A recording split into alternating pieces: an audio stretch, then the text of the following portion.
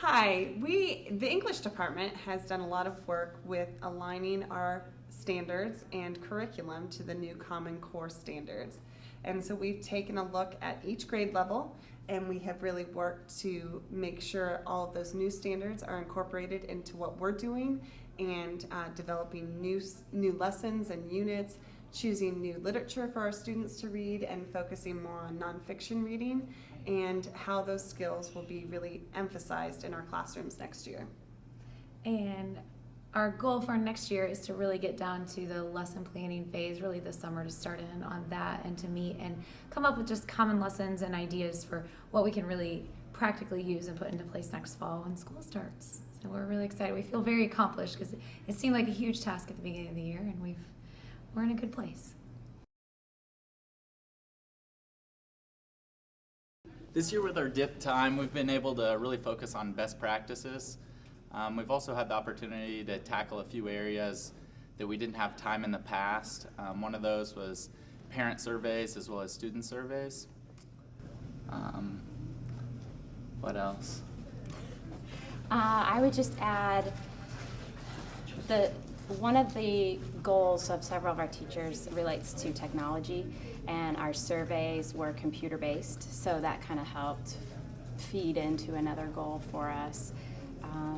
And then in terms of best practice, we were specifically talking about in-class strategies with students, but then we were also just talking about tips and strategies and time savers to share among teachers as well.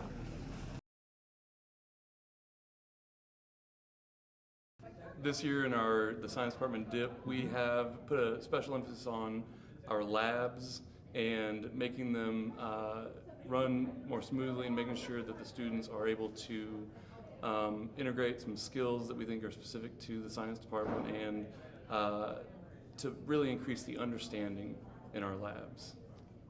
In addition to that, we took those labs and also looked at our fee sheets.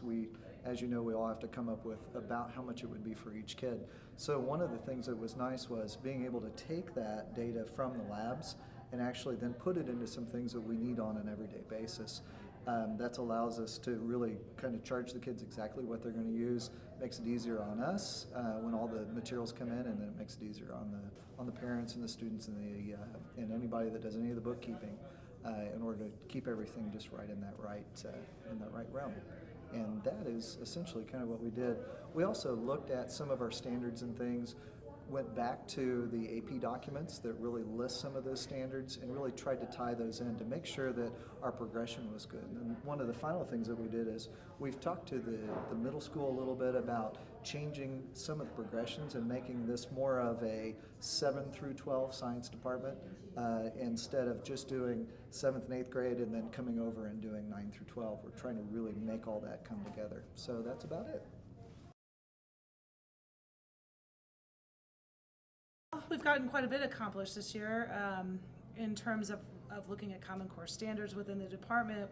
We've broken off into curricular groups, so we've been able to really look at things that have changed within Common Core, things that we're currently doing that align with Common Core. We've been able to really see, some of the courses haven't changed much and some of them have really changed, and it's been good conversation and good productive time. Looking back, what was one of your biggest accomplishments as a department this year? Selfishly, looking at only Algebra 1, trying to maintain preparation for the ECA, but at the same time incorporate new stuff for the Common Core, being able to look at our calendar and try to adjust what we're going to do next year, and then with the list of what we need to accomplish by 2017. So just getting the ball rolling, thinking about where we're at, what steps we need to take, and what's the end result. Talked a lot. We've actually talked quite a bit about literacy and a little bit on how we all integrate literacy, which is straightforward with social studies. We spend a lot of time helping kids with reading skills, helping them with vocabulary pertinent to the subject area and things of that nature. So that's one of the things that we've done. We've kind of divided into subgroups with geography, history of the world, U.S. history, world history, and government, and tried to get some things tweaked out there, worked on as well. What would you say is a big accomplishment you've made this year as a department? Wow. I'd say the best thing we've done is we came up with 5 social studies tips that we could all use in our classroom. And now that I'm doing this, I realize I volunteered to create a poster we can hang in each classroom, so I know what my homework is tonight.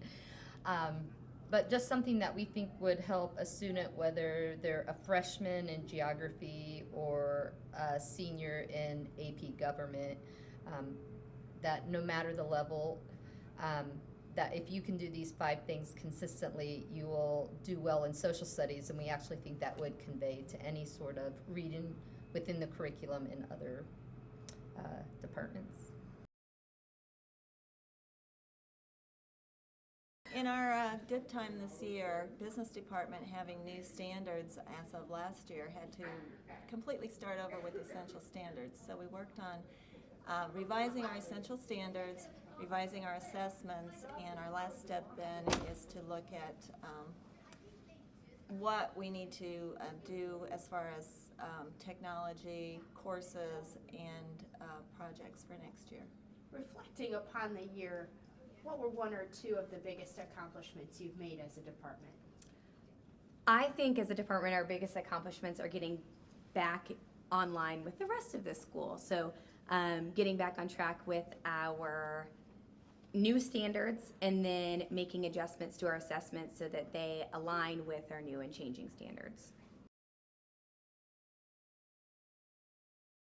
Year, what we worked on was trying to figure out how we can expand or improve on our department as far as what courses we're offering, and if we make it most useful for our students. We analyzed, what's out there, what are some things that we can do to better help our students as far as what courses are available, and how we can get more students into our area by recruiting and those type of things. So basically we're going to continue this process on next year, kind of take a step back a little bit and reevaluate our courses a little bit more. Just we feel like we're not totally meeting all the Westfield students' needs, and we've really got a good path, I think, starting next school year and probably a little bit this summer as well as we start this process. So we'll see where it takes us next year.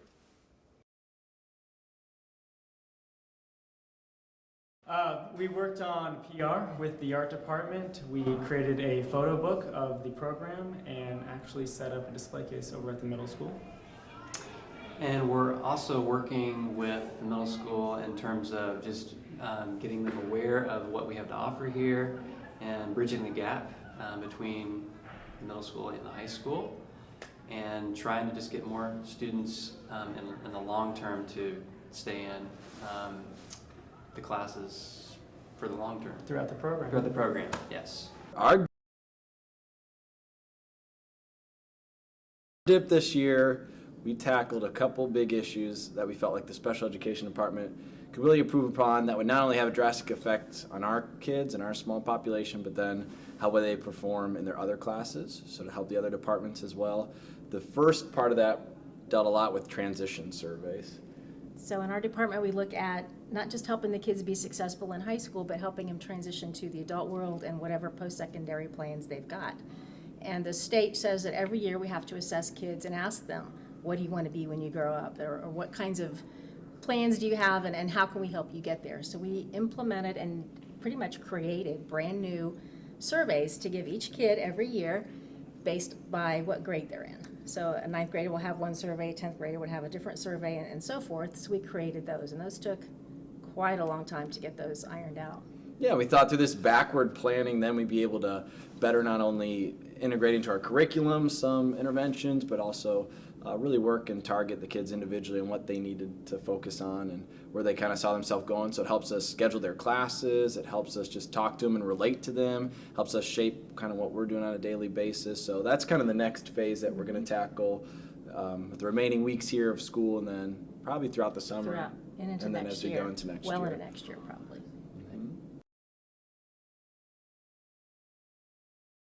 This year in our DIP time, PE and health worked on all of our Common Course assessments, just ensuring that we were all giving the same form of assessments. And we also worked really hard to align our PE1 and PE1 and 2 courses so that basically a student could come in and out of any class and they would be receiving the same information, and it would kind of come across the same way, and that no matter what teacher they had, they would be successful in that course. Anything you want to add? Also, communication was a really big thing for us this year, just because we're kind of all spread out and we don't have like classrooms that are in a real structured environment. We worked really hard to ensure that we all were communicating well with one another, just so that the day ran smoother, and that was one of our big successes this year.